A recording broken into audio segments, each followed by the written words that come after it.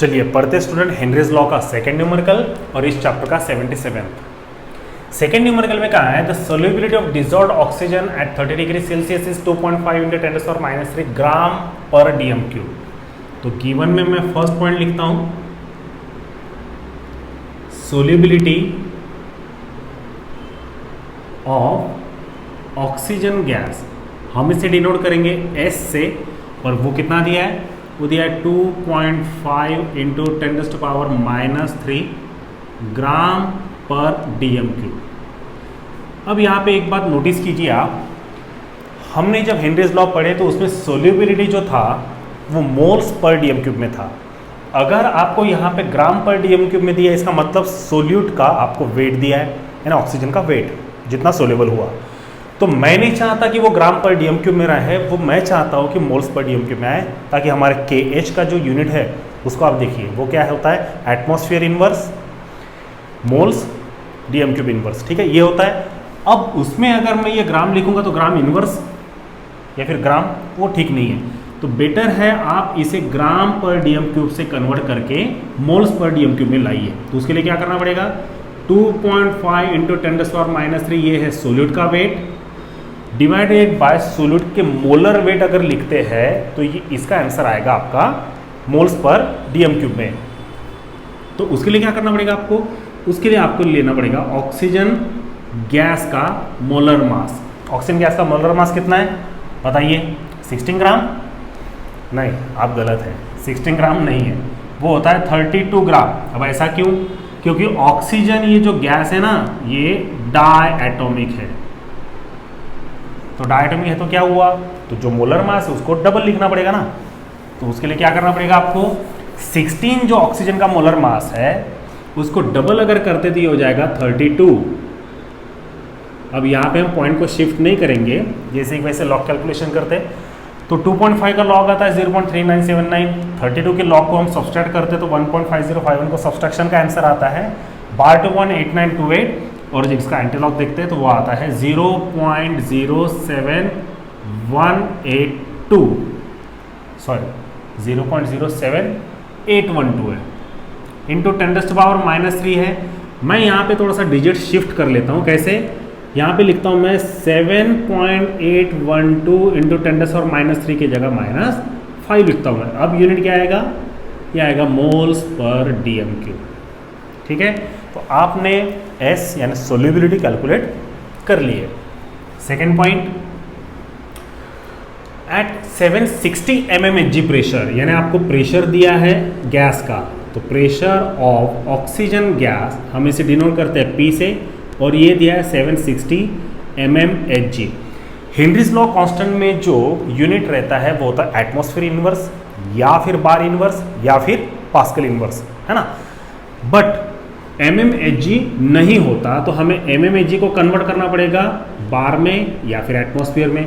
Better है atmosphere में convert करो, वो आसान होता है, क्योंकि आपको 760 को 760 से ही डिवाइड करना पड़ेगा। यानी जो भी वैल्यू आपको mmHg में दिया होगा उसको 760 से डिवाइड करिए, तब जाके आपका आंसर ऑटोमेटिकली एटमॉस्फेयर में आएगा। तो ये हो जाएगा 1 एटमॉस्फेयर। नाउ तो आपने P भी कैलकुलेट कर लिया, एटमॉस्फेयर में दिया था mmHg में। उसके बाद वो बोल रहा है what will be it's solubility in moles per dm³, यानी आपको सोल्यूबिलिटी कैलकुलेट करने के लिए कहा है। तो जाहिर है दूसरा प्रेशर दिया होगा, तो मैं यहाँ लिखता हूँ solubility of oxygen gas equals to S, इसलिए ये हो जाएगा S1 S1 S1, ये हो जाएगा S2, और ये आपको फाइंड आउट करना है, ठीक है। Then fourth point, at 20,000 mmHg pressure, यानी आपको फिर से प्रेशर दिया है, तो मैं यहाँ लिखता हूँ प्रेशर ऑफ ऑक्सीजन गैस, यहाँ लिखता हूँ P2 लिखना पड़ेगा क्योंकि ये हो जाएगा P1, ये P1। P2 कितना है स्टूडेंट्स, 20,000, ये है mmHg में, मिलीमीटर ऑफ मर्क्यूरी।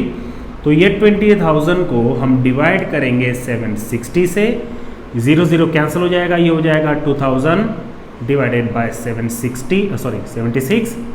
अब जाके आपका P2 कैलकुलेट होगा एटमॉस्फेयर में। उसके लिए आपको 2000 का लॉग लेना है। 2000 का लॉग कितना आता है, 3.3010। उस लॉग में से 76 के लॉग को हम सब्सट्रैक्ट करेंगे, जो कि आता है 1.8808। सब्सट्रैक्शन का आंसर आता है 1.4202 और सब्सट्रैक्शन का एंटीलॉग आता है 26.31। यूनिट क्या आएगा स्टूडेंट्स? एटमॉस्फेयर। ऑलमोस्ट ये जो सेकेंड न्यूमेरिकल हम पढ़ रहे हैं ये फर्स्ट न्यूमेरिकल समान ही है, बस चेंजेस इतने हैं कि ये ग्राम पर डीएम क्यूब में दिया है, ये एमएमएचजी में दिया है, तो आपको कन्वर्जन करने हैं, इतना ही चेंज है। कैलकुलेशन का पैटर्न सेम रहेगा।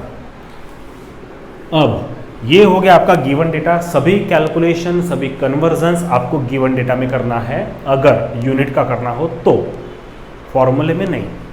अब मैं यहां लिखता हूं Henry's law constant is given as. अब यहां पे ध्यान दीजिए, जो आपको फर्स्ट डेटा दिया है यानी S1 और P1, ये आपको ऑब्वियसली KH या हेनरीज लॉ कांस्टेंट का वैल्यू कैलकुलेट करने के लिए दिया है, ठीक है। तो हेनरीज लॉ कांस्टेंट का वैल्यू आपको सबसे पहले कैलकुलेट करना है S1 और P1 का डेटा फॉर्मूले में पुट करके, ठीक है। एक बार आपका वो KH कैलकुलेट हो गया तो वो KH का वैल्यू हम पुट करेंगे S2 और P2 के लिए, तब जाके हम S2 कैलकुलेट कर सकते हैं, पहली बात। दूसरी बात, आपने यहाँ पे S1 को मोल्स पर डीएम क्यूब में कन्वर्ट कर लिए, इसीलिए जब ये S2 आएगा वो मोल्स पर डीएम क्यूब में ही आएगा, क्योंकि उसने पूछा है what will be it's solubility in moles पर डीएम क्यूब, यानी 760 mmHg में उतना सोल्यूबिलिटी है तो 20,000 में कितना रहेगा। हम ये क्रॉस मल्टीप्लिकेशन में नहीं लिख सकते क्योंकि हमें कन्वर्जन्स करने होते हैं। तो अब हम क्या करते हैं कि H कैलकुलेट करते हैं, उसके लिए फॉर्मूला क्या आएगा? S1 equals to KH into P1, therefore KH equals to S1 upon P1। S1 का वैल्यू कितना है स्टूडेंट्स? ये है आपके पास में 7.812 इंटू 10⁻⁻5, सही है, 7.812 10⁻⁻5।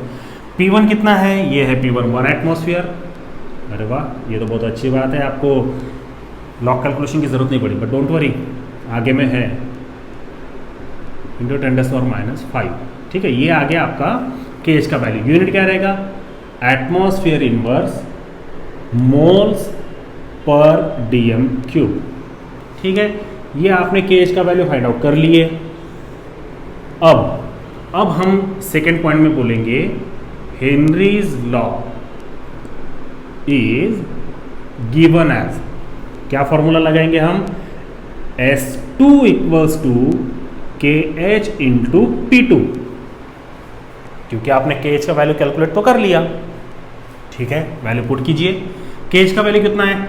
7.812 इंटू 10⁻⁻5 इंटू P2 का वैल्यू कितना आया? 26.31। तो ये लिखा मैंने 26.31। अब जैसे कि हम कैलकुलेशन करते वक्त डिजिट्स को शिफ्ट करते हैं, यहाँ पे भी कीजिए।